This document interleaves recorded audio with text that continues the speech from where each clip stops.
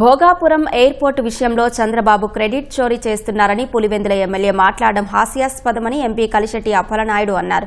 ఎర్రబస్సు కూడా రాని భోగాపురానికి ఎయిర్పోర్టు ఎందుకని వ్యాఖ్యానించింది జగనేనని అన్నారు. భోగాపురం ఎయిర్పోర్టును చూసి జగన్ ఓర్వలేకపోతున్నారని అప్పలనాయుడు అన్నారు.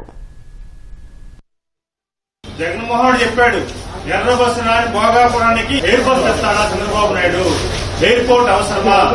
వైజాగ్ విశాఖపట్నం ఎయిర్పోర్ట్ కి ఏగలు మూగుతుంటే భోగాపురానికి కొత్త ఎయిర్పోర్టా? రేపు కోర్టుకి వెళ్ళైనా సరే మనం ఆశిస్తాం అని మాట ఇచ్చింది జగన్మోహన్ రెడ్డి. మాట్లాడిన జగన్మోహన్ రెడ్డి ఈ రోజు భోగాపురం అంతర్జాతీయ విమానాశ్రయాన్ని గౌరవ ప్రధానమంత్రి నరేంద్ర మోదీ గారు ప్రారంభోత్సవానికి రేపు ఆగస్టు 1 వస్తుంటే దేశం ప్రపంచం అంతా ఆంధ్రప్రదేశ్ వైపు భోగాపురం వైపు చూస్తే అది చూసి వారలేక జగన్మోహన్ రెడ్డి తిమ్మక్కలాడే పరిస్థితి తీసుకొస్తున్నాడు.